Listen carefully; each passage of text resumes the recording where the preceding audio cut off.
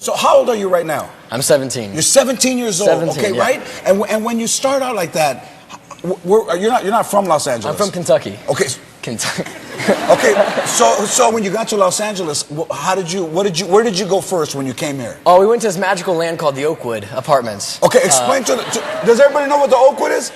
Yeah. Explain what the Oakwoods are. It's this terrifying compound, more or less, where allegedly terrifying, where every young actor, I feel like at some point, has gone through there. And it's this giant apartment complex that has a barber shop, a movie theater, a convenience store. You can live in there and never leave. And it's terrifying. And when people come to act, that's where they put them. And I have to tell you, not only kids, I've seen some amazing actors walking up and down that street from pilot season up from this studio up there. And what is it like to actually live there for an extended period? I've been there off and on for like 5 years. I'm not there anymore. I've made it out finally. I'm in prison. But you know, it's interesting because the competition is crazy there. All these kids are all going up for the same roles. And when I was younger, I just thought of it as being a great time because I got to hang out with young kids. But the parents are ruthless.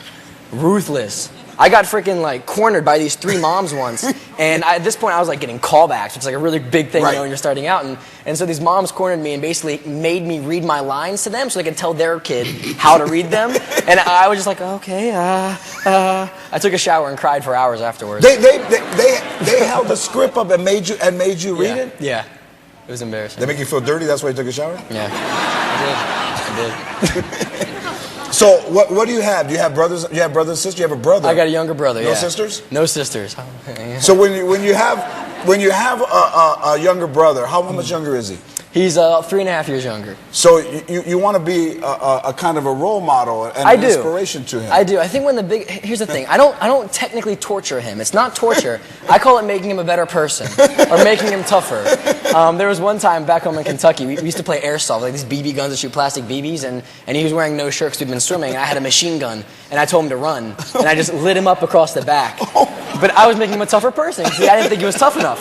And so did he go down? He went down hard. But then the thing is, like, all like everything, platoon style. But no, he went inside, told my mom, crying, and she came outside and took the gun from me and handed it to him, made me take my shirt off, and I stood there, and he just laid a whole clip in straight into my back, exact same spot, nearly point blank. And so I got tougher after that one. You know what they call that? They call that old school. I love that. Right, yeah. You did it to your brother. Your mom made you take off your shirt, and he fired on you. Yeah. Oh yeah. Okay, now so do you do like Wii and all that stuff? I don't do the Wii. I do real bowling, not Wii bowling. You do that, right? Oh no, I'm into outdoor stuff. I'm huge into like mountain biking and rock climbing and basketball, and I play sports a lot. That's kind of my thing. Now how did you get into rock climbing? I just, it's something, a good friend of mine was a big rock climber maybe like 6 years ago, and I kind of started getting into that when I was like 11 or something, and I kind of stopped for a while, but lately I just found another friend who loves it. And explain to me the principle of climbing a rock. I know climbing a fence because my people, but I know the fence part. Yeah. I mean, I get the fence. I mean, I get that. Okay, but climbing a rock is. You look at it and go, I think I can climb that. Or when you're halfway up, I mean, what is your process? There's definitely some halfway up, I shouldn't be doing this kind of moments. I went climbing the other day, and I was like 60 feet up, and I was doing this kind of climb where you don't have a rope above you, you have your rope attached to you, and you have to like clip in and do all this stuff while you're hanging on by like 2 fingers, and it's a little intimidating. But I was cliff diving once in Hawaii, and I did a belly flop from 50 feet, and I ended up going to the hospital because I was like coughing up blood and all this horrible stuff.